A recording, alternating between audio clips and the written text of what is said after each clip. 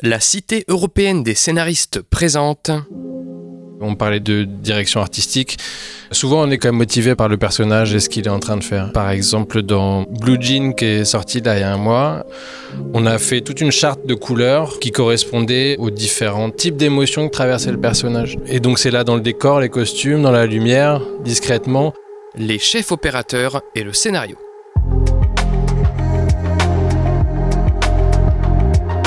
Salut, c'est Baptiste Rambaud. Un dimanche sur 4, j'ai le plaisir de discuter avec ceux pour qui le scénario est un outil de travail. Qu'ils soient techniciens ou employés de bureau, qu'ils interviennent en pré-prod, en prod ou en post-prod, à chaque métier son rapport particulier au texte. Dans le scénario, bien sûr, il y a de la technique, vraiment. Mais c'est pas parce qu'il y a de la technique que tout doit être rationnel. Il faut qu'il y ait de la pulsion, du désir et des choses qui appartiennent pas au domaine de la raison purement et simplement ou de la logique, quoi. Leur métier, assurer la prise de vue des films et des séries, tant sur le plan artistique que sur le plan technique, à travers notamment des décisions de cadrage et d'éclairage. Dans ce 21e numéro de l'émission, la parole est aux directrices et directeurs de la photographie, aussi appelés chef opérateur, opératrice ou encore tout simplement chef op. Quel est leur rapport au scénario ? À eux 5, mes invités du jour ont notamment travaillé sur les séries The Witcher, Les 7 vies de Léa, Parlement et sur les films à plein temps, Jusqu'à la garde, Taken 2, Rémi sans famille, Gagarine ou encore L'homme debout. Je les laisse se présenter et vous souhaite une bonne écoute en leur compagnie. Cette émission a été enregistrée en juin 2023. Romain Lacourba, je suis donc chef opérateur depuis une douzaine d'années à peu près. Les 3 derniers, ce seraient Ballerina, qui n'est pas encore sorti, The Witcher et 000. Nathalie Durand, directrice de la photo, depuis une quinzaine d'années, je pense. Dernier projet sur lequel j'ai travaillé, le 2e film de Xavier Legrand. Et là, je pars en documentaire. Bonjour, Lucie Bodino, je suis aussi directrice de la photo. Les derniers projets sur lesquels j'ai travaillé ne sont pas encore sortis. Il y a le premier long métrage d'Émilie Noblet, Bis Repetita, et le dernier film de Vincent Pérez qui s'appellera Une affaire d'honneur. Je m'appelle Aurélien Marat. Le dernier film sur lequel j'ai travaillé s'appelle Catching Dust. Il n'est pas encore sorti. Ensuite, le précédent, c'est L'homme debout de Florence Vignon. Et encore le précédent, Fragile de Emma Benestan. Et je suis Victor Seguin, chef opérateur aussi. Dernier film que j'ai fait, c'est le premier film de Céline Salette qui s'appelle Niki, sur Niki de Saint-Phal. Le premier film aussi de Helena Klotz qui s'appelle La Vénus d'argent. Et puis un film anglais qui s'appelle Blue Jean, qui est sorti il y a un mois et demi. Où en est le projet quand vous arrivez en général, que ce soit pour les films ou les séries sur lesquelles vous travaillez ? En ce qui me concerne, le scénario est écrit.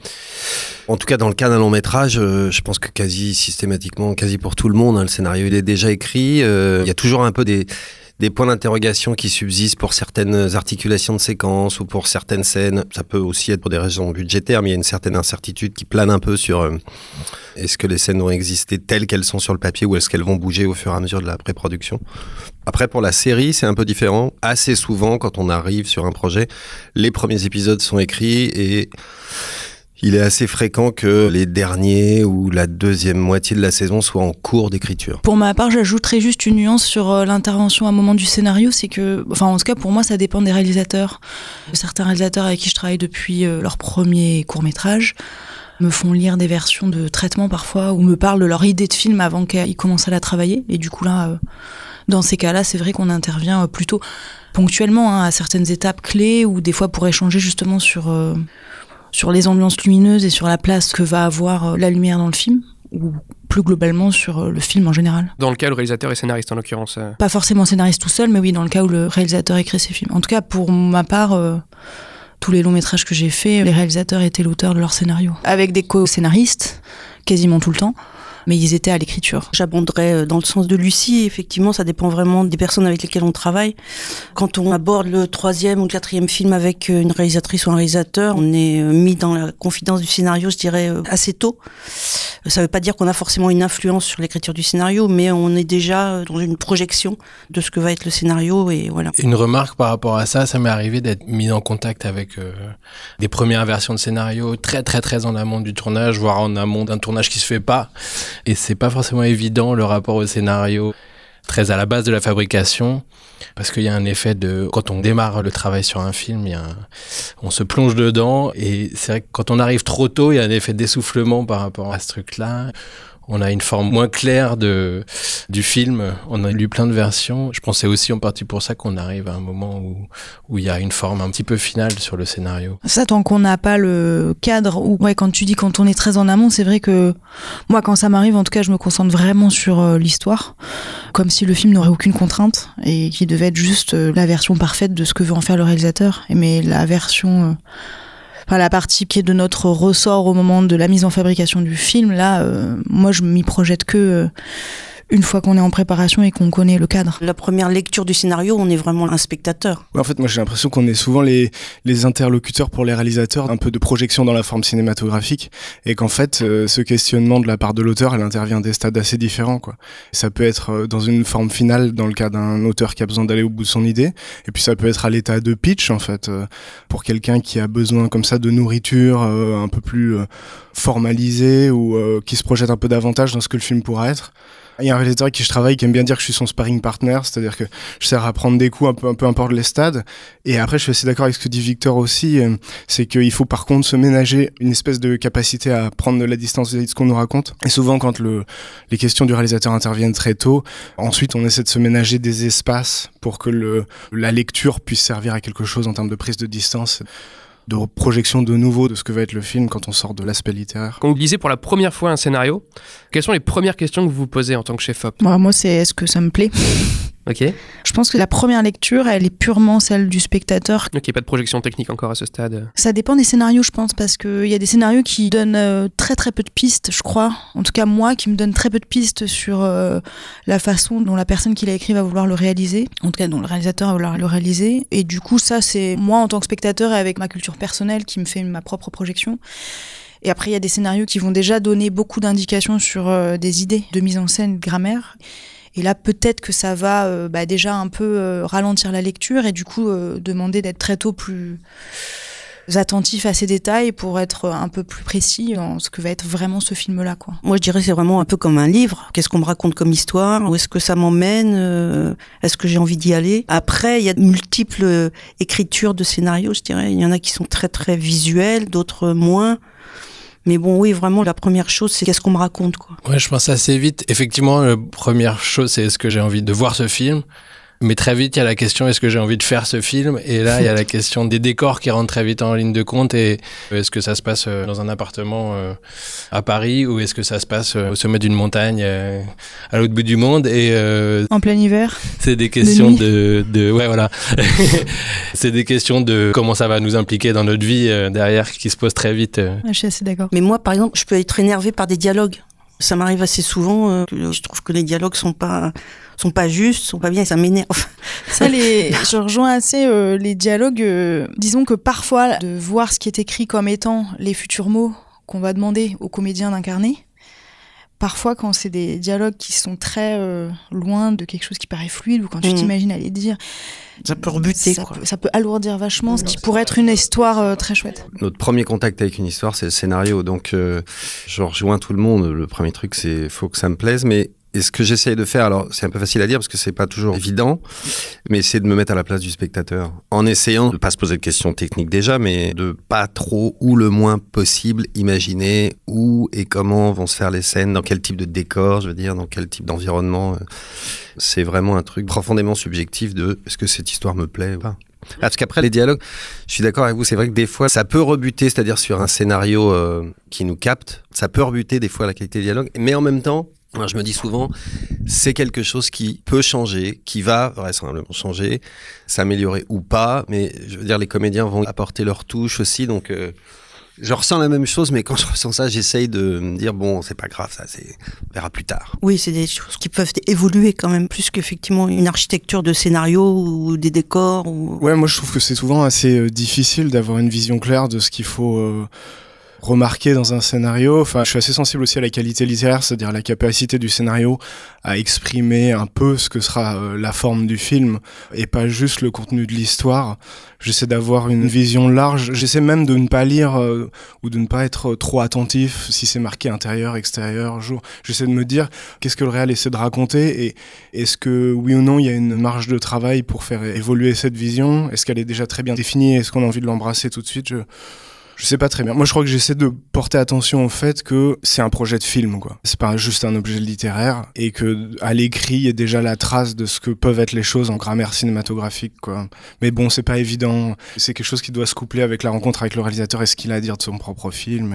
Quels sont les premiers points du coup que vous cherchez à éclaircir et pour le coup les points techniques? Avec le scénario? Avec le scénario, exactement. Et le réalisateur ou Avec ou sans, ça dépend des situations, je sais pas. Ah, c'est quand même rare. Moi, je pense que le travail se fait beaucoup avec la réalisatrice ou le réalisateur. Le scénario, c'est vraiment une base de discussion, en fait. Je pense que c'est le mot technique qui est pas forcément... C'est-à-dire qu'en fait, nous, on intervient dans une forme très générale du film et les questions techniques. Bien sûr qu'on en parle avec le réalisateur, mais on peut en parler beaucoup ou pas du tout, quoi. C'est-à-dire que la responsabilité de la mise en technique se passe dans une phase ultérieure, je crois. Bien sûr. Parce qu'il y a une discussion qui a lieu quand même très très tôt, plus globale sur l'histoire elle-même. Pas seulement pour des histoires de structure ou de trame, mais de...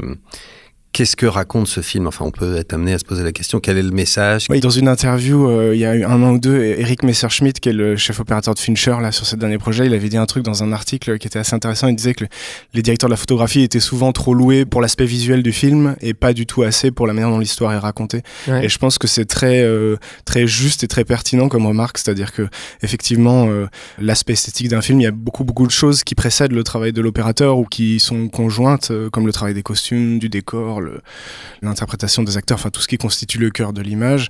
Mais c'est vrai que dans la structure narrative, on est des interlocuteurs qui arrivent très tôt et qui peuvent être vraiment structurants dans l'approche, quoi. En tout cas, ouais, pour essayer de répondre à la question, la première chose que je fais rapport au scénario sur le début de la préparation d'un film, c'est une lecture juste avec le réalisateur, une lecture immersive où vraiment ça peut durer 4-5 jours, où on lit toutes les séquences et séquence après séquence, une fois qu'on l'a lu, on en parle et alors en fonction de la séquence ou du réalisateur, ce qui est dit, ça peut être l'idée d'un plan, mais ça peut être des notes beaucoup plus globales, la raison d'être de cette séquence, ce qu'il y a derrière, et c'est un tas de notes qu'on prend sur les intentions du film. Enfin, l'idée, c'est qu'à la fin de cette lecture, on n'est jamais aussi proche que le réalisateur de son film, mais disons d'avoir vraiment l'impression d'avoir récupéré le maximum d'informations sur quel film le réalisateur veut faire de façon idéale, quoi. Ouais, j'ai l'impression que je fais à peu près le même travail. Je fais vraiment un gros document avec le scénario au centre et je commence à faire ce travail avec les réalisateurs d'associer des images, des notes, des références dans tous les sens. Et très vite aller chercher des images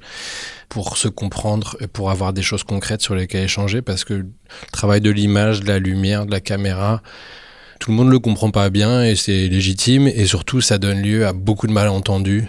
Et donc dès qu'on peut pas fixer les choses, mais en tout cas avoir des références en commun pour se dire ça m'intéresse, ça m'intéresse pas.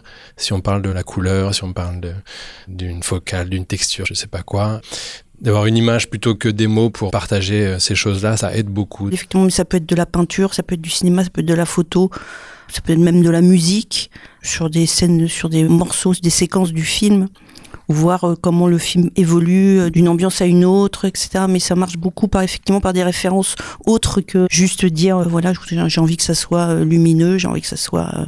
C'est juste un outil de communication presque. C'est vrai que du coup, moi, j'en étais presque pas encore à ça, quoi. Et effectivement, après, je fais exactement la même chose, de développer par séquence comme ça des références, mais je sais que dans cette lecture rigoureuse juste sur le scénario, je sais que moi, j'ai besoin de comprendre comment ça va trianguler, le scénario, le réalisateur et moi. C'est-à-dire comment le scénario, quelle phrase, ce que moi j'ai parfois interprété comme un plan ou 3 plans, ce que la rythmique, enfin j'essaye de comprendre quel rapport en fait lui a avec son propre scénario, pour savoir à quel point moi toute seule, quand j'ai besoin de relire une scène pour voir, je sais pas, à quelle voix de ses besoins, si c'est vraiment à quel degré je peux m'appuyer sur l'écriture. Et je pense qu'avant aussi de partir sur un aspect un peu plus technique de la préparation, il y a une question très globale quand même qui se pose très tôt et toujours, c'est comment on raconte cette histoire. Avant même de parler de lumière d'ailleurs, c'est quel est le langage qu'on choisit ou que le réalisateur ou la réalisatrice, le langage qu'ils ont envie d'employer pour raconter cette histoire. Donc typiquement, est-ce que c'est un film tout à l'épaule? Est-ce que c'est un film extrêmement découpé? Est-ce que c'est un film en plan séquence? Est-ce que voilà. Effectivement, on commence toujours par une discussion très générale sur des intentions, mais j'ai l'impression que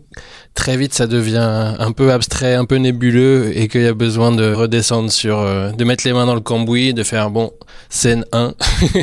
qu'est-ce qui se passe, comment...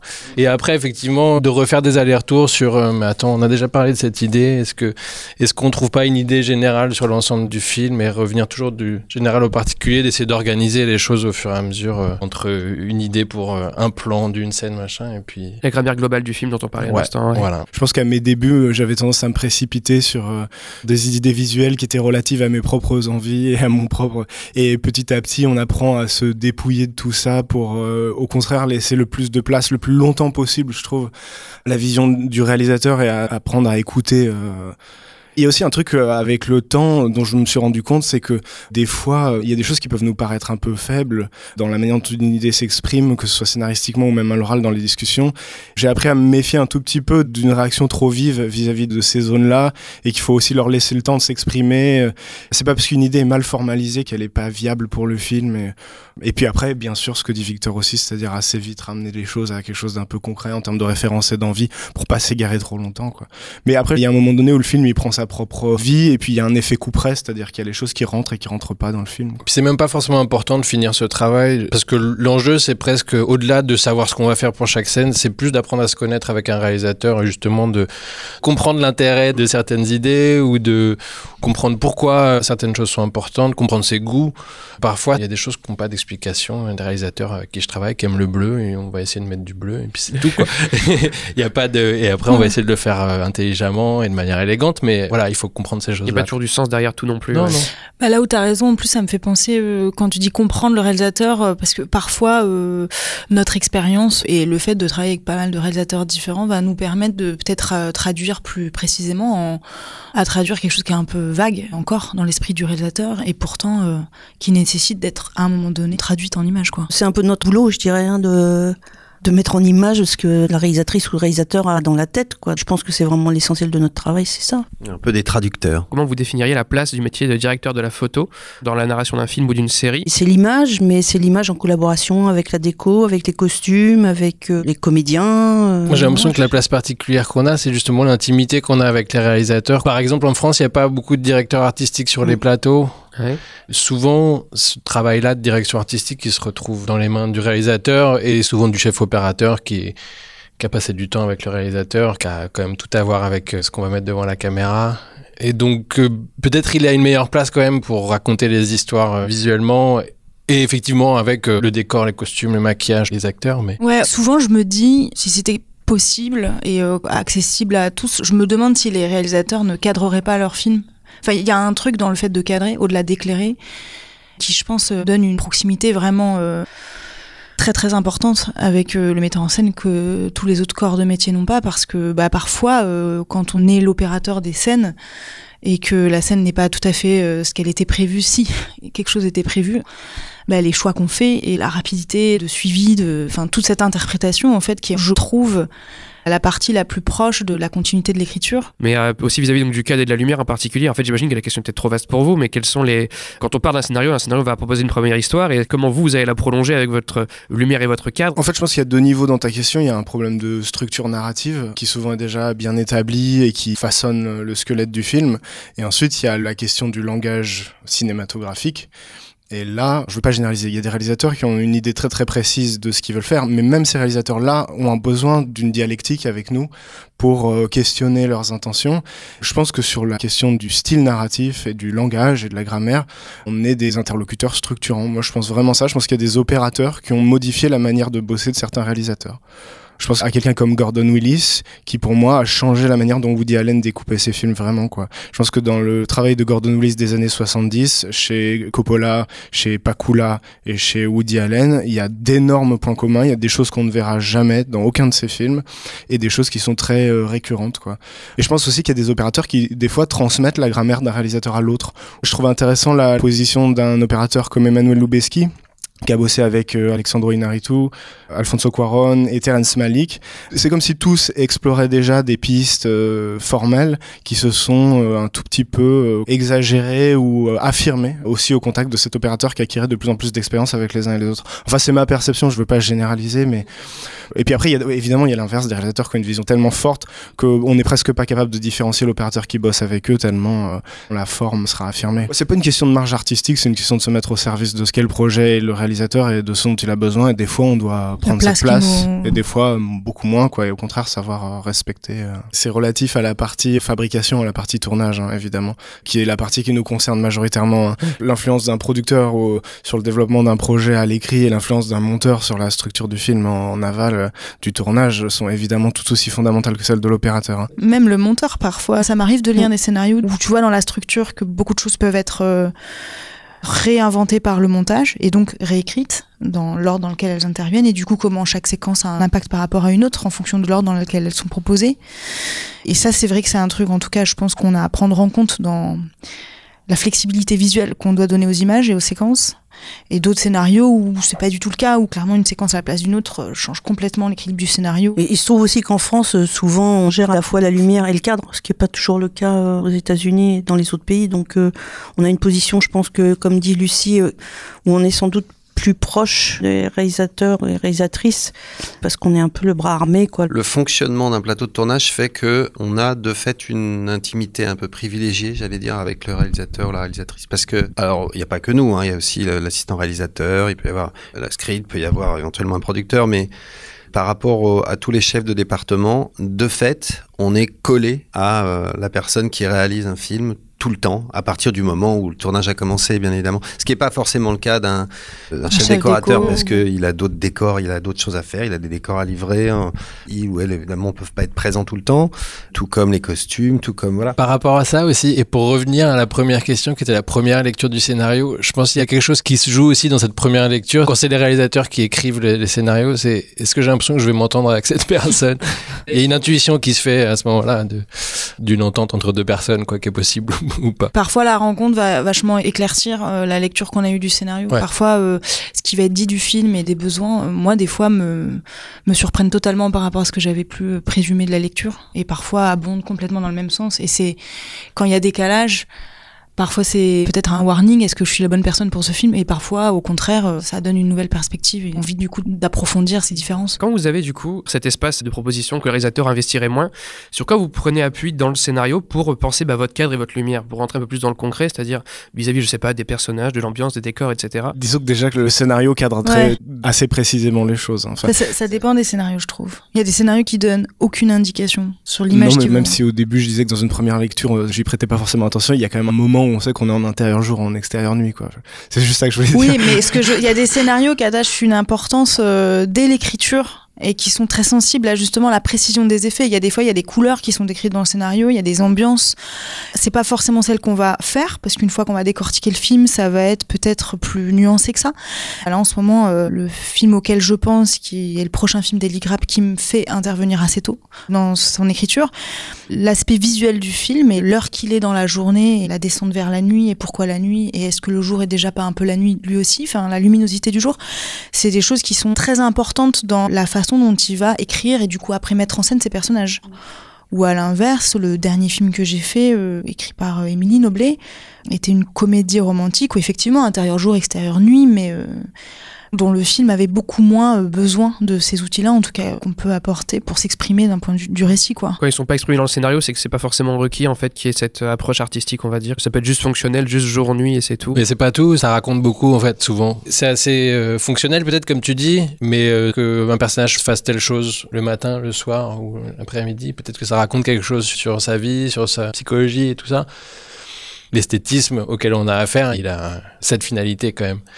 Souvent, un des problèmes à résoudre, c'est que si la journée évolue, c'est comment on va raconter ça aussi. Après, on va faire des choix plus esthétiques peut-être, mais à la base, il y a quand même des contraintes de l'histoire qui sont intéressantes. J'ai du mal à faire des choix esthétiques qui soient pas justifiés par ce que le personnage est en train de faire, même allumer une lampe ou des choix aussi idiots que ça. J'aime bien me raconter toute l'histoire qui va avant, après. Et après, on parlait de direction artistique. Mes choix, en général, je les motive beaucoup sur la trajectoire du personnage et éventuellement une trajectoire psychologique. Ça peut être une traduction psychologique de ce que vit le personnage. Du coup, j'ai l'impression que ça traduit, si on veut le résumer avec comme point de départ le scénario, la valeur chronologique que la lumière apporte au film. Et après, ce dont tu parles et que je rejoins complètement, c'est la valeur émotionnelle que va apporter la lumière au film. Ouais, mais tout ça a à voir avec le personnage, quoi. Souvent, on est quand même motivé par le personnage et ce qu'il est en train de faire. Par exemple, dans Blue Jean, qui est sorti là il y a un mois, On a fait toute une charte de couleurs qui correspondait aux différents types d'émotions que traversait le personnage. C'est pas quelque chose qui est hyper présent dans le film, mais ça vient marquer certaines situations récurrentes dans le film, en fait. Et donc, c'est là dans le décor, les costumes, dans la lumière, discrètement. Et je pense que cette répétition, ça crée une espèce de langage autour de cette émotion qui revient, associée à un principe visuel. Donc on sait que quand il y a ce principe visuel, ça va nous ramener à cette émotion. Faire évoluer les couleurs de la nuit, par exemple. Enfin, faire évoluer la lumière, je veux dire, d'une manière un peu plus linéaire sur tout le process du film, pour aller d'un point à un autre, et de faire évoluer la perception ou l'ambiance qui se dégage de ce qui est montré à l'écran. C'est souvent sur des couleurs. Ouais. Okay, ouais. Ça me fait penser qu'il faut que je nuance. J'ai catégorisé 2 trucs. Chronologie et émotion. Normal, et en fait, du coup, je vais rajouter un 3e parce que tout à coup, je me dis, mais attends, en fait, il y a aussi...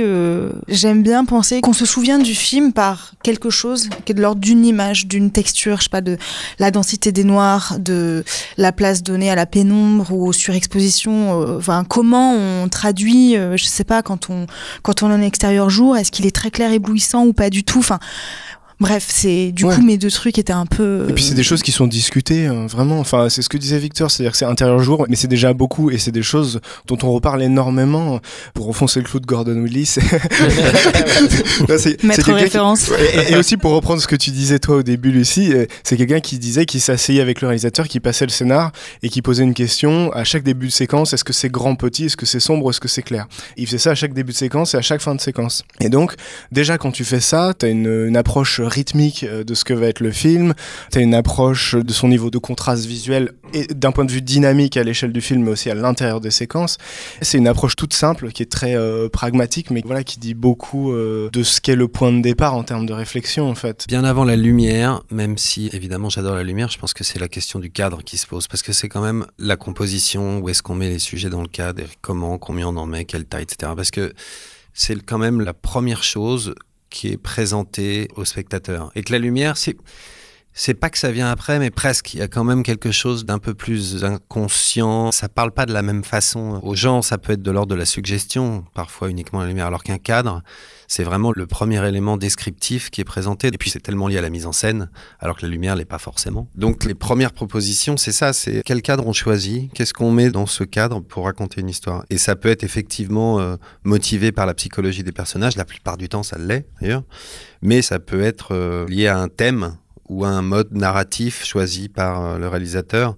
Je pense qu'il y a plusieurs axes, en fait, qui définissent un film et qui nous permettent d'arriver avec des propositions visuelles. Typiquement, si je pense au film Victoria, qui est un long plan séquence. Donc le film allemand, du coup, pas le français. Oui, l'allemand, tout à fait. Où, pour le coup, c'est beaucoup plus fort, pour moi, c'est beaucoup plus fort et beaucoup plus riche qu'un juste un système narratif ou qu'une démonstration technique, c'est qu'on est avant tout dans le point de vue d'un personnage du début à la fin du film sans le quitter. Voilà, c'est pas la même chose que découper un dialogue au moment où elle s'assoit au piano dans ce café là, que découper, de faire une multiplicité de plans pour une raison qui serait tout autre. Je veux dire, il n'y a pas une seule façon de raconter une scène, évidemment, il y en a des centaines. D'une façon un peu concrète comme ça, me vient à l'esprit le premier film de Xavier Legrand, là, où il y avait justement, par exemple, les trajets de l'enfant qui allait de chez ses grands-parents à la voiture de son père, ou de chez ses... Voilà. Enfin, il y a plusieurs fois comme ça une rythmique de trajets de l'enfant qui reviennent, et à quel point Xavier avait cette volonté que ces trajets-là soient faits en un plan, quoi. Ça pouvait être des escaliers, ça descend de la chambre, tout ça. On s'est attaché vraiment à faire que ces trajets-là, on soit dans une espèce de continuité visuelle. Donc il y avait vraiment un seul plan où on aurait pu faire un plan, il descend les escaliers, puis après il traverse une pièce, etc. Enfin, c'est une mise en scène, en fait. Ça me donnait envie, ton exemple, pour aussi dire que c'est toujours tellement lié à un film et qu'il n'y a pas de règles, notamment sur le point de vue. Je pense à une scène dans Oslo 31 août où il est dans ce café et où tout à coup, par le son et la multitude de plans et de découpages, on est complètement en train de vivre avec lui exactement ce qui se passe dans son point de vue, alors que parfois la caméra est de l'autre côté de la rue, à travers une vitre, et lui est flou, les autres sont nets, et son point de vue sonore est démultiplié et complété par des plans qui changent, alors que la scène est extrêmement précise et puissante sur justement le point de vue de ce personnage. Donc c'est pas forcément être physiquement avec le personnage, du coup, pour suivre son point de vue. J'ai l'impression que c'est vraiment à chaque séquence, parce que le film finit sur un plan séquence sur lui tout seul dans cette maison quand il va se si je dis pas de bêtises, se prendre son dernier shoot. Il y a le point de vue, puis il y a aussi la temporalité, le besoin de rythme et d'espace à un moment donné du film qui va du coup déterminer le nombre de plans, la tension liée à ça et que sais-je. Ouais, puis il y a aussi un grand relativisme dans ces choses-là, c'est-à-dire comme tout langage, il y a un caractère polysémique qui est lié au contexte en fait, et une solution n'est pas du tout, ne produit pas le même effet en fonction de... Un plan ne produit pas le même sens en fonction du plan suivant auquel il est associé, quoi. Enfin vraiment, c'est-à-dire qu'il n'y a pas de règle sur un plan séquence va produire ça et une scène surdécoupée va produire ça, quoi. Ça remet l'accent sur l'importance du montage.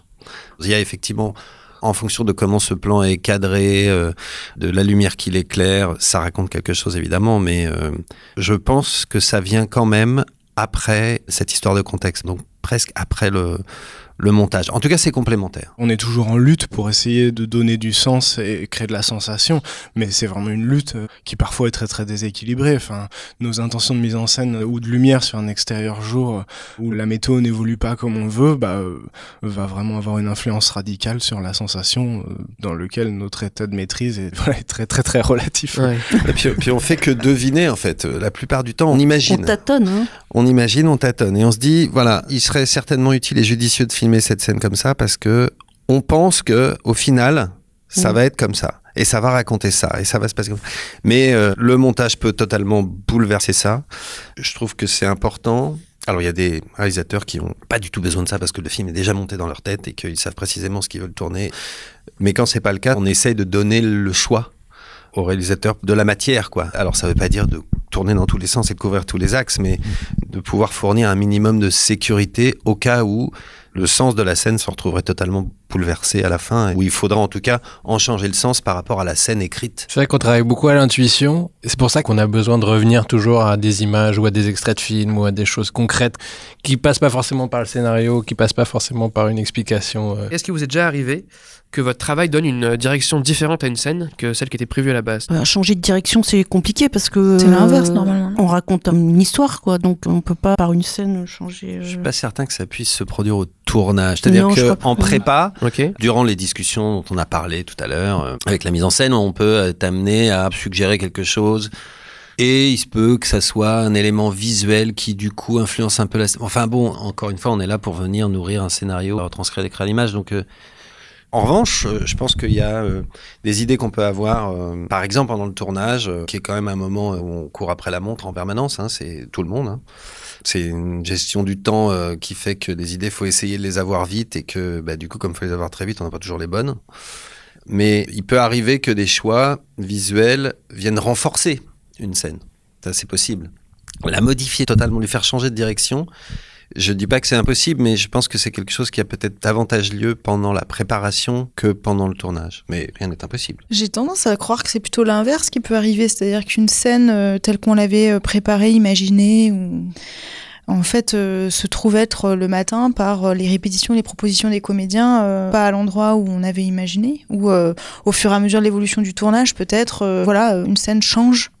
Enfin, moi, ça m'est déjà arrivé de me rendre compte que la lumière que j'avais prévue, tout à coup ne marche plus, ou en tout cas, il y a un effet qui marche plus quoi sur cette scène-là, et du coup, trouver des moyens de la faire évoluer dans le bon sens, quoi. Ça, c'est souvent. Non, mais c'est vrai. Ça, c'est des choses. Moi, je pense à un exemple sur Olga, du coup, un film avec des gymnastes, où une gymnaste ukrainienne se retrouve en Suisse, et où une scène qui est la première scène un peu intime qu'elle va avoir avec une des gymnastes devait se passer à l'écriture dans l'extérieur. Elle fumait un petit pétard à l'extérieur de l'enceinte de la gym, quoi, donc dehors. C'était l'hiver, il faisait froid, c'est une scène assez belle pénombre et du coup assez monochrome puisque on attendait de la neige, etc. Et le jour où on tourne, il y a une énorme tempête de neige, donc ça n'a plus aucun sens de faire cette scène-là. Et la seule solution qu'on trouve, pour plein de raisons, c'est de déplacer cette scène dans les bains chauds que les gymnastes prennent souvent après leur journée d'entraînement. On passe de deux gamines qui discutent avec doudoune et compagnie à de gymnastes en maillot de bain.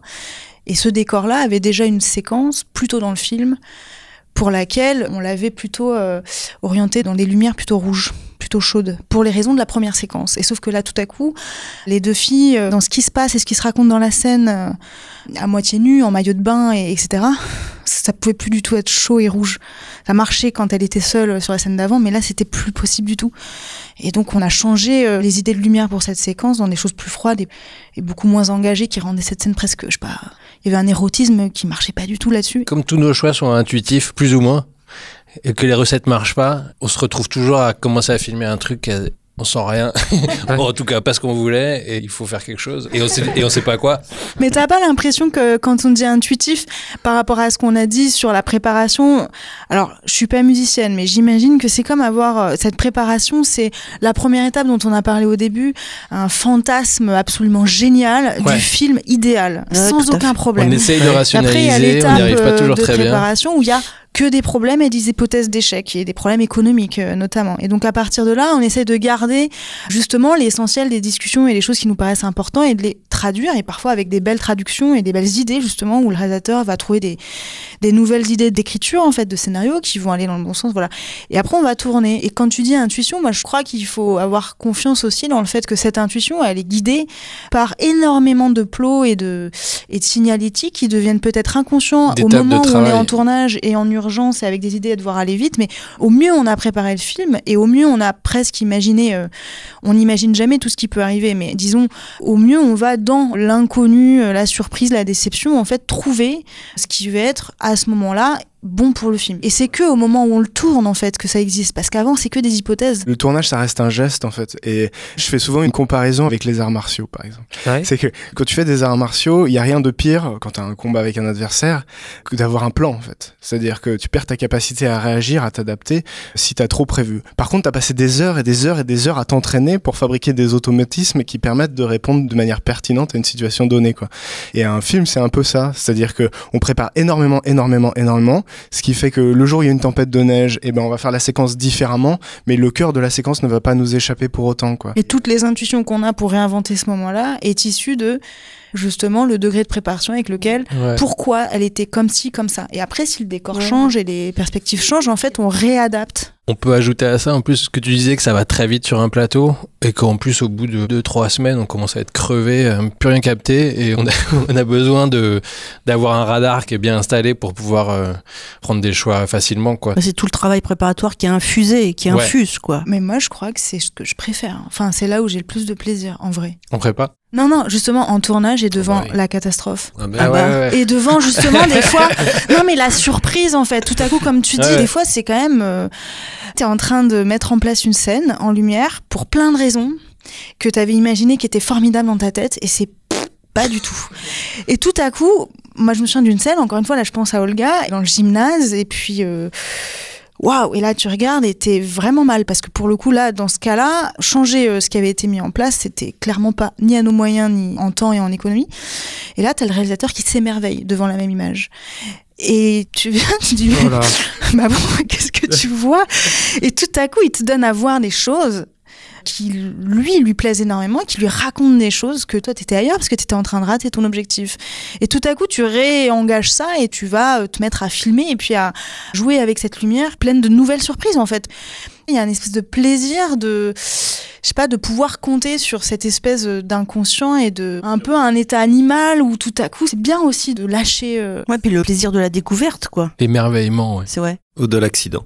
L'accident. Parce que l'accident, des fois, amène... Alors, il y a des accidents heureux, il y en a des moins heureux. On recolle les morceaux comme on peut quand l'accident est un peu malheureux, mais en tout cas, rester ouvert, flexible et disponible à la portée éventuelle d'un accident, je pense que c'est essentiel. Ce que décrivait Lucie tout à l'heure, le coup de la météo, ça nous arrive tout le temps. Et j'ai l'impression qu'un des éléments auxquels on est confronté le plus souvent, c'est en extérieur jour, et l'éternelle question de tourner au soleil ou tourner à l'ombre. Moi, c'est vraiment une situation que j'exècre. Je pense que personne ne l'aime, cette situation. Parce qu'exactement, il y a le problème de la continuité qui se pose, et puis il y a le problème qu'une scène un peu onirique ou de fin de film, je vais dans les gros clichés là, mais qui depuis le début est écrite avec un soleil couchant au bord de la mer, parce que voilà, happy ending, tout ce que tu peux imaginer, et où il fait gris. Bon, à un moment donné, il faut tourner. Là, pour le coup, c'est pas un heureux accident. C'est pas un heureux accident, mais c'est des moments que je trouve assez atroces parce qu'il faut essayer de se réimaginer totalement une scène. Ce qui va moins arriver ou pas arriver en intérieur. Ce qui va pas arriver en nuit, bien évidemment. Enfin, l'extérieur jour, c'est vraiment un truc... ça fait un peu penser à de la survie des fois. Il faut se réimaginer une scène qui, dans l'inconscient collectif, fonctionne de façon diamétralement opposée à ce que tu as sous les yeux au moment où tu dois tourner. Quand tu as interviewé Conji là, sur Bardot, on lui avait posé la question, parce qu'il y a des couchers de soleil hyper bas, sublimes, et Jean-Marie Drejoux lui avait demandé comment ça se passe, parce qu'en fait, je sais pas, on espère qu'un jour, un des opérateurs pourra nous donner le secret avec le soleil. Et il avait répondu ça, tu me préciseras, parce que tu as une meilleure mémoire que moi, mais il disait... Avec le soleil, il faut avoir beaucoup d'humour. Et moi, j'ai pas beaucoup d'humour. En fait, c'est des situations où tu passes de l'ambition de la séquence, des fois, juste au fait de raccorder, en fait. Ça, c'est cauchemardesque parce que tu te retrouves d'une position d'une ambition atmosphérique, esthétique, à juste la base. Et tu dois occuper une position qui est très difficile, qui est de faire attendre tout le monde, que le nuage passe, ou que le nuage revienne en fonction de l'option que tu as choisie, tout en ayant dans tes mains des indications météorologiques très imprécises. Ton autorité ne te sert qu'à assurer le minimum et tu fais chier un peu tout le monde, en fait. C'est vraiment très, très, très pénible, quoi. Tu répètes beaucoup le prénom de ton chef électro pour savoir ce qui se passe là-haut. T'aimerais qu'ils te le disent. Tout le monde est suspendu à son verre de contraste et... Il te dit jamais ce que tu as envie d'entendre en général. Oui, c'est Baptiste. Victor vient de parler du métier de chef électro. J'en profite pour interrompre l'échange et vous présenter quelques métiers travaillant auprès du chef opérateur qu'on mentionnera par la suite, au cas où vous ne les connaîtriez pas. En l'occurrence, les électros sont chargés de mettre en œuvre l'éclairage commandé par le chef-op. On évoquera aussi les machinistes, chargés, eux, de mettre en place et de manœuvrer le matériel de tournage tel que les grues, les trépieds et chariots de travelling. D'ailleurs, Lucie parlera plus tard de dolly, autre appellation du chariot de travelling. Enfin, le métier de premier assistant opérateur sera évoqué sous son nom de pointeur, car en plus d'être responsable du bon fonctionnement de la caméra et de ses accessoires, il est en charge de faire le point, le focus, lorsque celui-ci évolue en cours d'une prise de vue, puisque l'opérateur est déjà occupé à cadrer. Voilà, on y retourne. J'ai retrouvé une petite note que je trouvais chouette à dire par rapport à l'accident sur Philippe Rousselot qui dit par rapport à la beauté, on ne crée pas les conditions de l'émergence de la beauté, mais les conditions de l'accident qui pourraient la faire apparaître.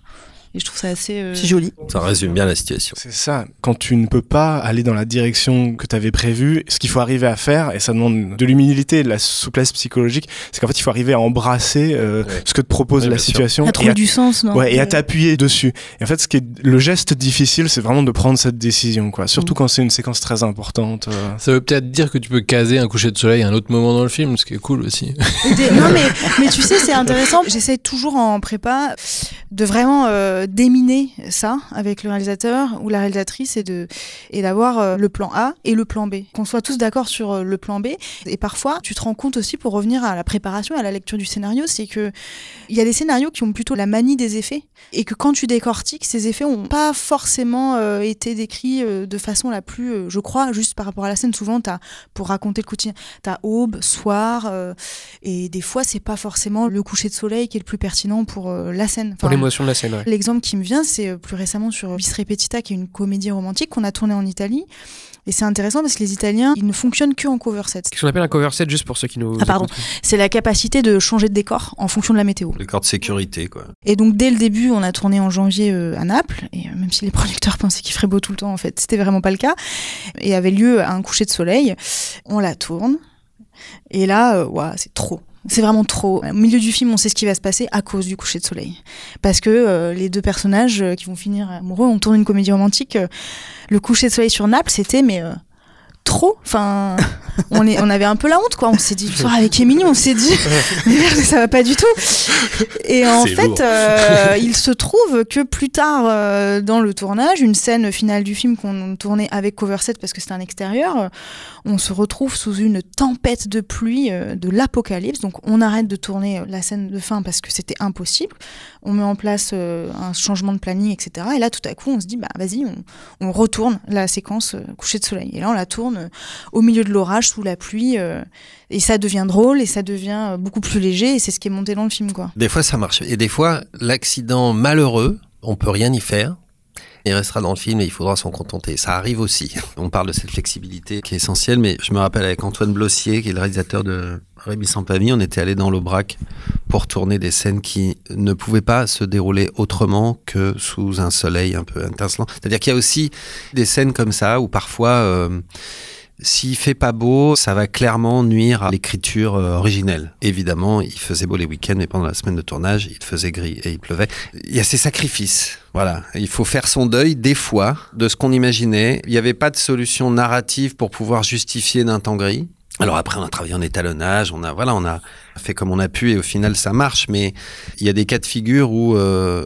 rebondir n'est pas véritablement possible avec une idée qui aurait du sens. Qu'est-ce qui, dans un scénario, peut vous mettre le plus en difficulté ? Alors, j'ai l'impression que c'est l'extérieur jour qui va revenir, mais est-ce qu'il y a d'autres choses ? Je viens de lire le nouveau film de Jérémy Trouille et Fanny Liatin, avec qui j'ai fait Gagarine. Et je me souviens déjà en lisant Gagarine, je m'étais dit comment on va faire ça. Et là, je lis ce scénario, je me dis comment on va faire ça. Des paysages qui n'existent pas, qu'il faut inventer, quoi. Et tout ce rapport avec les VFX et tout ça, ça donne tellement de liberté quelque part, et en même temps pas, parce qu'on sait qu'on n'aura pas le budget pour faire tout ce qu'on veut, et qu'il va falloir trouver des idées intelligentes pour ménager la chèvre et le chou.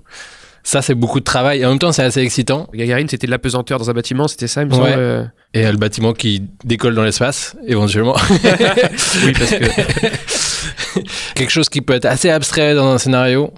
On sait que ça va impliquer beaucoup de moyens techniques, on ne sait pas encore lesquels, mais trouver le chemin de crête sur lequel on va pouvoir se balader pour que le film n'est pas encore financé. Enfin, on ne sait pas à quelle sauce on va être mangé, mais on sait qu'il va falloir trouver un truc.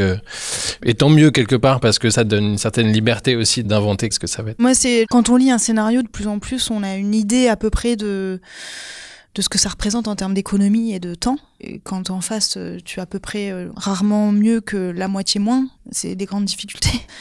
Et alors, il y a des choses effectivement qui sont excitantes parce que ça fait partie des éléments qui nous rendent très créatifs d'avoir des contraintes, mais parfois on se retrouve confronté à un mur et en fait, juste on n'y arrive pas. t'as à dire, Nathalie, les scènes longues. Les grosses scènes qui se passent à l'aube ou voilà, en fin de journée où on sait que on pourra pas le faire juste comme c'est écrit. C'est un peu casse-tête souvent. Mais c'est l'éternel truc quand on lit un scénario et que vous voyez marqué extérieur soir. Hein, et Qu'est-ce que c'est, alors ça déjà, c'est l'éternelle question, c'est fou hein, sur tous les projets. Mais alors, c'est avant le coucher du soleil ou après le coucher du soleil? Donc il y a ce truc-là, et c'est vrai que ce soit juste avant ou juste après le coucher du soleil, une longue séquence d'émotions ou très dialoguée sur plusieurs pages et qui se passe donc en soir, c'est scénaristiquement toujours un vrai challenge technique parce que c'est pas impossible, mais si on veut vraiment se tenir à cette ambiance et que la scène est très longue, ça coûte beaucoup d'argent parce que soit il faut le tourner sur plusieurs jours, soit il faut avoir une machinerie complètement dingue pour créer un soleil ou pour, enfin voilà, c'est compliqué et je trouve que scénaristiquement c'est un des plus gros challenges qu'on découvre sur le papier et où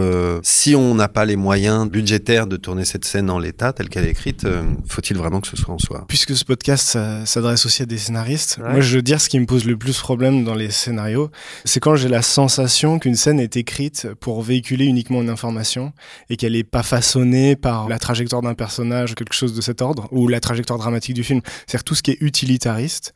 Informatif. Je sais pas par quel bout le prendre et c'est chiant en fait. C'est-à-dire qu'il n'y a pas de désir pour ces moments-là. Tout ce qui est très difficile, bien sûr j'ai les mêmes problèmes que mes collègues, il n'y a pas de souci là-dessus, mais c'est vrai que ça fait partie aussi du boulot de trouver ces solutions et de ce qui est amusant un peu, quoi. Mais dès que c'est utilitariste et que c'est une séquence que t'as pas envie de tourner, je trouve que c'est vraiment un calvaire. Et en général, je trouve que c'est les séquences qu'il faut essayer de supprimer le plus possible en prépa et en essayant de circonscrire l'information pour la mettre à une autre séquence qui est plus intéressante, trouver une manière plus subtile de la véhiculer, quoi. Mais bon, c'est l'écriture qui veut ça, c'est-à-dire qu'il y a toujours un moment où il y a un aspect mécanique. Quand en plus tu te retrouves avec des réécritures, c'est pas évident de toujours tout solutionner à la perfection et tu te retrouves avec ces petites articulations un peu artificielles. Je suis complètement d'accord et à la fois ces séquences-là, enfin je sais que moi ça fait partie des choses que j'adore du coup étudier quand on fait cette lecture approfondie et petit à petit au fur et à mesure du film. C'est pour le coup, ça me ramène souvent à la magie déjà qu'apportent les comédiens et c'est rare, je crois que ces séquences finissent vraiment au montage. Quand on a réussi en gros à les prendre, voilà, ça c'est cette information. Disons qu'à l'étape du scénario, si elle existe encore quand on prépare le film, c'est qu'ils n'ont pas trouvé la solution à cette scène et puis des fois on y arrive parce qu'on arrive à les ingérer et que l'idée passe quand même par d'autres biais, ou des costumes, des décors, de lumière, des choses comme ça qui viennent donner une plein information. de couches comme ça qui existent dans les films. C'est ça, il y a souvent des solutions pour véhiculer des informations même extrêmement complexes à travers des idées très très simples. Oui, un exemple que je prends souvent quand j'interviens auprès d'étudiants, c'est le début de Signs de Shyamalan, où en 5 plans, tu comprends à peu près toute la situation de base du personnage principal et ce que vont être les enjeux du film. Et c'est vraiment en 5 plans, juste avec des accessoires ou du décor, quoi. Ok, et d'autres choses qui vous mettent en difficulté dans les scénarios? Il y a toujours la question de pourquoi une scène se passe de nuit. J'ai pas fait des films avec des budgets faramineux. Et donc tourner de nuit, à la fois esthétiquement c'est intéressant parce que ça, il y a toujours quelque chose à inventer. Ça donne plus de liberté que tourner un extérieur jour. En plein soleil, En plein soleil. Mais par contre, c'est plus compliqué, c'est plus cher, ça prend plus de temps.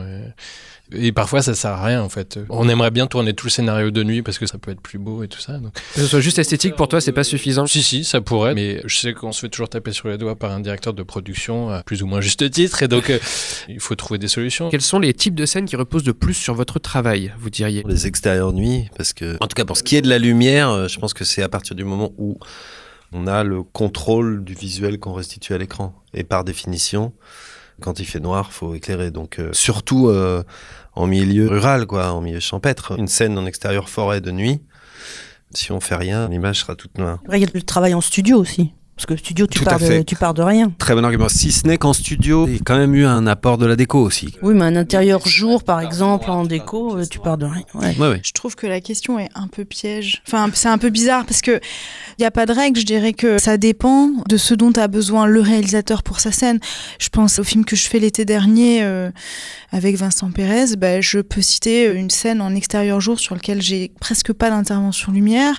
Mais en fait, je suis à l'épaule sur une scène de combat qui fait à l'épée et tout repose sur ce que je fais puisqu'il va pas le regarder parce qu'il joue dans son film, donc du coup c'est lui qui fait le combat. Mais là c'est du cadre. C'est du cadre. Ou à l'inverse, tu peux te retrouver à faire une scène de nuit dans Paris, dans une rue où pour plein de raisons t'es pas intervenu. Moi je pensais plus aux grosses performances d'acteurs en fait avec cette question. Quand des acteurs ont des choses à fournir intimes ou fortes ou importantes, il y a un gros engagement, en général on compte sur nous pour laisser la place et réussir sur le décor et capter. Nous aussi on a une performance à fournir à ce moment-là pour capter. Quand quelque chose se passe, c'est rare et il faut le réussir aussi. Ouais, d'une part éviter les problèmes techniques et aussi accompagner. On est vraiment aux premières loges avec les acteurs et aussi d'avoir des installations de lumière sur le plateau ou à l'extérieur, d'avoir à ajuster plus ou moins entre des plans, de pouvoir être plus ou moins véloce pour qu'un acteur puisse garder une concentration et des choses comme ça. Ça compte l'attention qu'on porte à un acteur ou au contraire laisser tranquille un acteur parce qu'il est dans son truc et qu'il faut pas le perturber. Ça dépend de chaque acteur aussi. Là-dessus, on nous attend. Quelle serait la scène sur laquelle vous avez préféré travailler ou vous avez trouvé la plus intéressante à travailler? Par exemple, un film de Fabienne Berthaud, Un monde plus grand, où on a été amené à s'interroger sur la façon dont on rendait les trans, le voyage chamanique là. Donc voilà, ça c'était assez intéressant, mais ça s'est fait beaucoup en prépa et puis en tournage. C'est compliqué comme question. En revanche, je trouve que c'est assez jouissif la première fois qu'on est confronté à une situation dans un décor, un type de décor dans lequel on n'a jamais tourné. Donc le premier extérieur nuit dans une forêt, voilà, pour reprendre, ou je sais pas, la première fois dans sous l'eau. Mais oui, voilà, très bon exemple. La première fois où on est confronté à un challenge, pas forcément technique, mais en tout cas pour moi une combinaison de comment filmer un énorme décor, par où on le filme, qu'est-ce que ça raconte suivant là où on se met, parce qu'il y a plein de possibilités dans le cas de volume un peu compliqué. Et puis après, oui, techniquement, comment on l'éclaire. Après, je suis très excité par essayer de reproduire la réalité, c'est-à-dire typiquement le travail en studio. Ouais. On essaie de retranscrire l'idée qu'on se fait d'une réalité. Alors, il faut que le visuel convienne à la scène et à la narration, au script, bien évidemment, mais partir d'une boîte noire pour recréer une lumière dans son intégralité, avec évidemment l'aide de la déco, c'est toujours assez excitant quand même, parce que là pour le coup les possibilités sont quasiment infinies, contrairement à un décor dit naturel ou existant. Le plus grand plaisir, je sais pas si je peux dire qu'il tient du cadre, mais quand même, je pense à Olga où je passais beaucoup de temps à l'épaule avec la gymnaste et je me souviens d'une scène, la première prise qu'on fait avec elle au bar asymétrique. Et où en fait on la lâche dans le gymnase, c'était assez tôt dans le tournage et où elle savait ce qu'elle devait faire, mais tout le monde se planque et moi j'ai le terrain avec un petit troupeau de gens derrière moi, mais ça dure une demi-heure et on avait commencé à se connaître et où je sais pas comment dire, il se passe un truc où tu fais corps avec elle.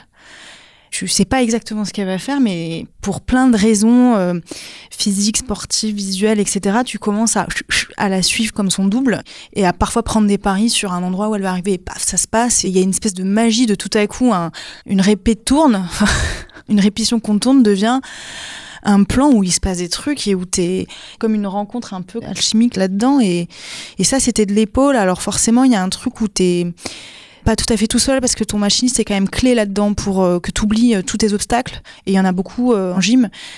Mais à l'inverse, plus récemment, l'été dernier, sur le film de Vincent, où on avait plutôt cette idée aussi de partir à l'épaule et puis en fait, on commence en studio avec une salle d'escrime comme ça où le sol est hyper à notre avantage. Première rencontre avec le chef machiniste qui m'a accompagnée sur ce film et où Pareil, on fait une répétition sans trop savoir ce qui va sortir comme plan parce qu'il y avait besoin de voir, mais on la tourne au cas où. Et alors là, avec les comédiens qui font leur texte au milieu des screamers, etc., je me retrouve à cadrer ce que me propose de faire finalement mon machiniste qui me déplace à la dolly, donc sur plaque, et à faire un plan comme si c'était un plan qu'on avait répété pendant 2 heures et inventé par pure, pareil, adéquation. Alors là, encore un plaisir au-dessus parce que ça met en travail ensemble, quoi. En plus, mon pointeur et mon chef machiniste et les acteurs et quand tu essayes d'imaginer le bordel que ça peut créer autour et qui ne se voit pas, toi, dans ton viseur, parce que tu y vas et tout. Enfin, si en plus, tu as eu l'intuition ou la chance de te causer aucun problème en lumière et que tu que des bonnes surprises alors que tu vas dans des endroits que tu n'avais pas du tout prévus, alors là, je suis heureuse. Je dors bien. On cherche souvent ces moments de grâce, ouais. C'est comme faire une très bonne action. On est au foot, quoi. Tout le monde se fait la passe au bon moment et boum, il y a but.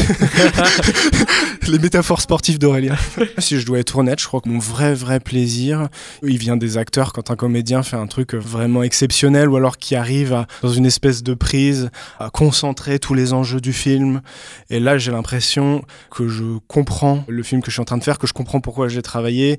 Enfin, c'est de là que viennent les émotions les plus fortes, en fait. Et je crois que c'est souvent pas tout à fait agencé à mes propres enjeux, je sais pas comment dire. J'ai fait un film où les enjeux de mise en scène étaient assez moindres, c'est-à-dire qu'il s'agissait surtout d'être disponible pour un groupe de comédiens qui se renvoyaient la balle avec beaucoup de virtuosité, etc.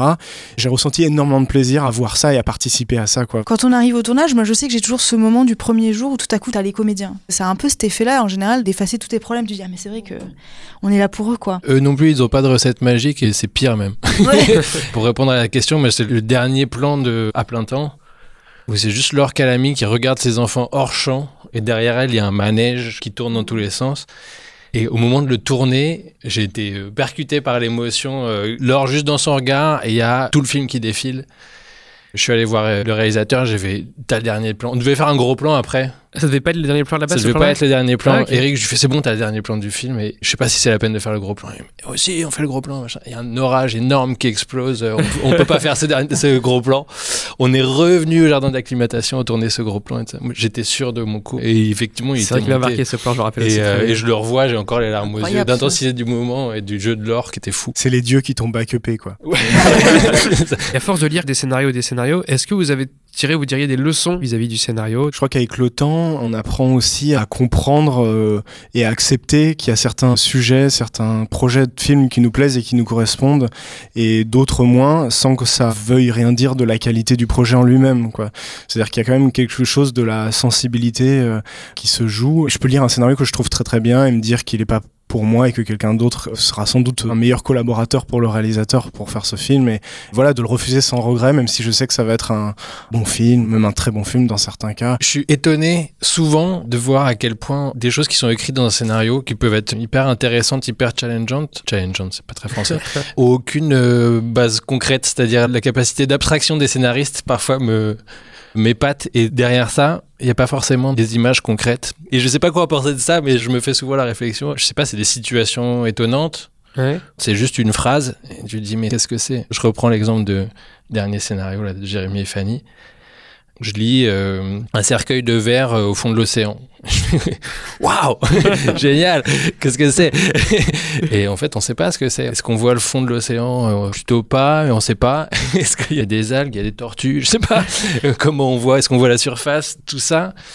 Et je sais pas s'il faut se retenir de faire ça, en fait. Je pense que c'est pas obligé de faire exister les choses très concrètement, en fait. C'est intéressant d'avoir des choses assez abstraites au scénario, même si ça nous met en difficulté, au contraire. Je suis toujours un peu inquiète quand il y a des règles, justement. Je me souviens d'avoir fait un documentaire où on avait rencontré les gars qui ont fait des logiciels là, pour écrire des scénarios, etc. Avec le point A, le point B, tel personnage doit apparaître à ce moment-là.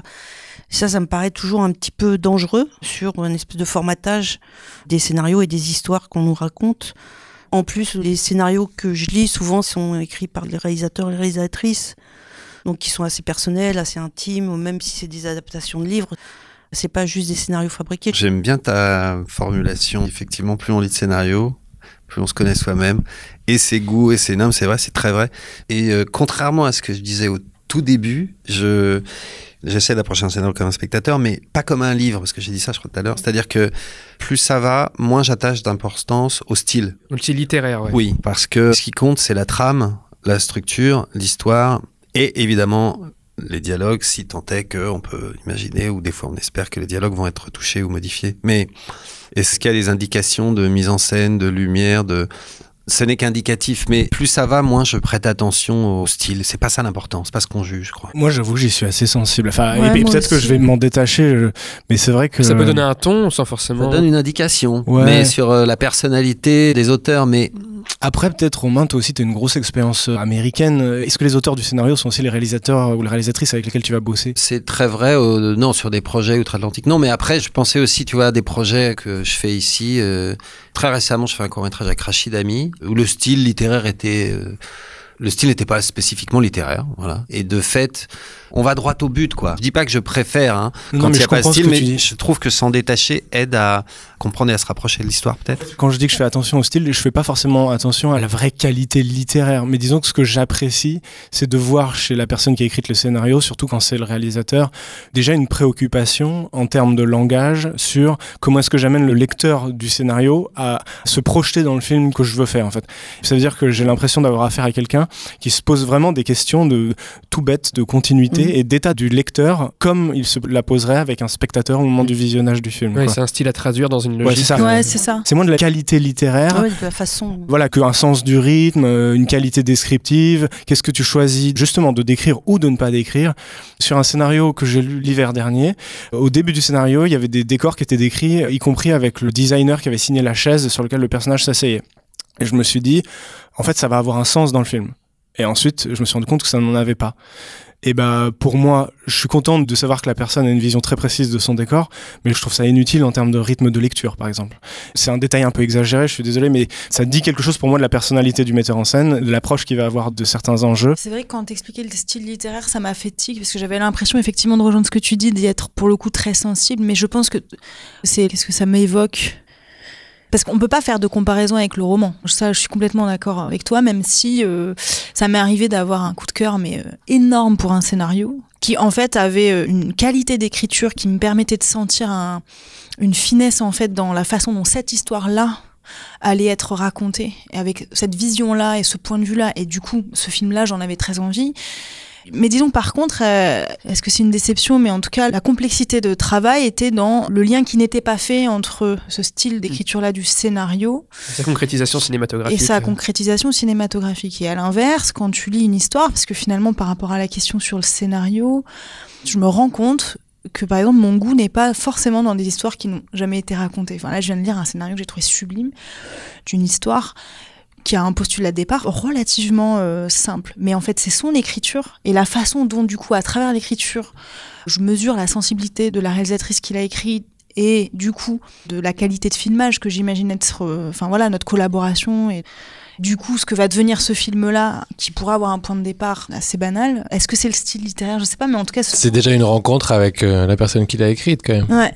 Mais c'est ça, ça te donne une indication sur la personne qui l'a écrite. Je pense que c'est pas tant le style que ce qui est raconté dans le scénario, c'est ce qu'on choisit de décrire. Même si parfois, ça alourdit, tu vois... Souvent, on dit aux scénaristes qu'il faut alléger leur description parce que c'est un peu long et lent à dire. Et il y a des corps de métier qui me disent qu'ils préfèrent justement quand ça donne de la matière, que ça les nourrit. Je sais pas c'est comment ça, dire, c'est je ce que pense disait que- Aurélien, si ça a un rôle dans l'histoire. Ouais. Ouais, C'est-à-dire c'est que ça. le coup de la chaise, c'est un très bon exemple. C'est la précision de la sensation qui doit primer, en fait. Ouais, c'est vraiment Et ça. si pour préciser cette sensation, il faut une très longue description, je pense que ça Mhm. coûtera à personne de la lire, en fait. Ouais. Par contre, si cette surdescription vient altérer au contraire la qualité rythmique de la lecture et la précision de la séquence dans ce qu'elle doit porter, bah là... Mhm. Après, il y a des formes très spécifiques dont je serais très curieux de lire certains scénarios, tu vois, dans la tête de John Malkovich, par exemple, ou il y a dans des formes littéraires très fortes, je pense à Thomas Bernard, par exemple, qui répète tout le temps, sans arrêt, les mêmes phrases et qui les décline, etc., et qui te permet d'accéder à un état mental du personnage, une lourdeur littéraire qui, à la fin, est magnifique du point de vue de l'expérience de lecture, même si tu passes par une trajectoire. Je sais pas si un scénario peut se permettre d'aller aussi loin, mais si l'auteur le tente et le tente avec réussite, ça peut être absolument génial. J'avais travaillé sur un court-métrage il y a quelques années. Le scénar, c'était un poème en prose, quoi. Et ça donnait une idée très précise de ce qu'allait être le film, hein. Vraiment, quoi. En même temps, est-ce que tu peux lire le scénario du film de Chantal Akerman? Ouais, c'est ce que j'y pensais Lequel justement. Lequel Jeanne Jeanne Dillman. Le scénario de Jeanne Dillman, ça doit être. Ça, c'est une question intéressante et qui me fait penser à ce que tu disais plus tôt. Dans mes lectures, ce dont je regrette l'absence, c'est de scénarios qui sont comme ça, des lignes claires, et qui sont des purs projets cinématographiques, en fait. J'ai pas lu l'équivalent du scénario de Jerry, ou de Elephant, ou de Jeanne Dielman, ou de Cairo, ou de Cure. Enfin, des films qui sont sur un fil ultra ténu et dont tout le contenu est cinématographique, en fait. Je dis pas que c'est que la faute des scénaristes. Est-ce que ça, c'est aussi une distinction qu'il faut faire entre le scénariste qui écrit le scénario et le réalisateur qui écrit son scénario? Parce que, de mon expérience, en fait, la seule fois où j'ai lu des scénarios réalisés par des réalisateurs qui n'étaient pas les auteurs de ces textes, c'était en série. Et mine de rien, c'est aussi ces seules fois-là où j'ai lu des scénarios, quelque part, plus neutres dans la façon dont ils proposaient d'être mis en scène, en fait. T'avais quand même une patte assez claire sur le rythme et la logique de comédie, mais ouais, je sais pas. C'est un document technique aussi. Les premiers scénarios de Dumont, ils avaient la réputation d'être hyper... ils racontaient la vie intérieure des personnages, ce qu'on trouve jamais dans un scénario ou des choses comme ça. Dans un scénario, on a de l'action, des dialogues, point. Ouais. Et c'est parfois un peu rasoir à lire, même quand le film est intéressant. Si vous aviez un message à faire passer à la communauté des scénaristes, quel serait ce message? D'être généreux, d'écrire des choses qu'ils ont vraiment envie de voir. Réalisez vos films. Ouais, aussi. Non, mais tenez bon. Aussi. Je sais pas. Je dirais, il n'y a pas de règle. Un scénar qu'on veut réaliser, on l'écrit comme on veut être très descriptif ou pas, et puis c'est pas le même travail qu'un scénar de commande, où là tout d'un coup effectivement c'est un document beaucoup plus technique. Ouais, c'est vrai qu'on s'adresse beaucoup aux scénaristes réalisateurs aujourd'hui. Il faut pas avoir peur de partir de quelque chose de ténu et de se projeter dans le fait que ça peut être une œuvre très puissante dans sa forme cinématographique, quoi. C'est pas l'originalité absolue et l'accumulation de péripéties qui fait nécessairement, même si parfois ça le fait, un très beau projet cinématographique. J'ai l'impression qu'il faut presque pas trop se donner de limites pour que les histoires puissent être exactement à l'endroit où ils veulent, et après le passage de relais s'opère avec plein de gens qui vont peut-être réussir à mettre en image des choses, voilà. C'est un peu bizarre de dire ça après ce qu'on s'est raconté, mais en même temps il faut que les histoires existent, quoi. Moi je dirais aussi peut-être faire travailler le spectateur. C'est-à-dire pas faire des scénarios où on dit tout, on raconte tout, on sait tout dès le début, et que, enfin moi ce que j'aime dans les films, c'est quand on me fait un peu travailler, réfléchir et me poser des questions, pourquoi ça se passe, et voilà. Le scénariste n'est pas seul dans l'écriture de ce que peut être l'histoire et ce que peut comprendre le spectateur, et nous on est des chefs opérateurs, mais il y a plein de départements qui peuvent comme ça. Ouais. Et aussi dans le scénario, bien sûr il y a de la technique, vraiment. Mais c'est pas parce qu'il y a de la technique que tout doit être rationnel. Une œuvre d'art, elle échappe à beaucoup de paramètres, en fait.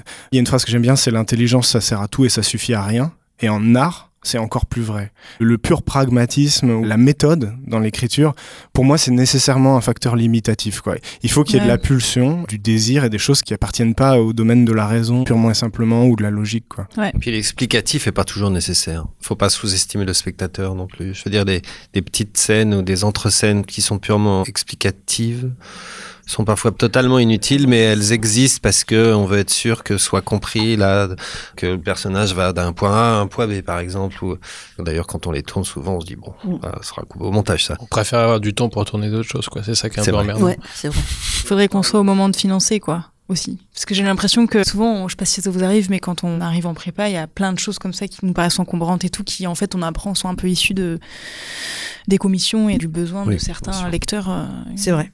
Et donc du coup, faut le dire à eux aussi. Ok. Ouais. On parlait du choix des décors écrits dans les scénarios qui sont impossibles à trouver. Ça pourrait être des choses à dire, mais c'est peut-être plus aux producteurs. Non, parce que choses comme ça. On en parlait avant de commencer, parce que je suis dans le cas d'un film qui rencontre des grands problèmes de décors, mais en même temps, j'ai envie de dire qu'on va y arriver. J'aurais pas envie de les alerter là-dessus, étant donné qu'en fait, tu te rends compte aussi que parfois il y a des miracles et les choses que peut réussir à faire un tournage, justement, te donnent envie de les avoir, ces défis-là, en fait. Bah écoutez, merci à tous les 5 pour vos réponses. Merci beaucoup. Merci.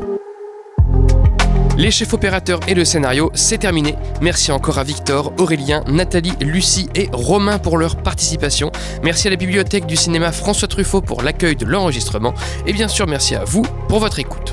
Abonnez-vous au podcast pour ne manquer aucun épisode, partagez-le autour de vous s'il vous a plu, et pour le soutenir, je vous invite à laisser 5 étoiles sur Apple Podcast et sur Spotify s'il vous plaît. Et le scénario est une émission proposée et montée par moi-même qui vous donne rendez-vous dans 4 semaines pour le prochain numéro. D'ici là, n'oublions pas, le scénario n'est pas une œuvre d'art, mais une invitation à collaborer sur une œuvre d'art. Paul Schrader. À bientôt.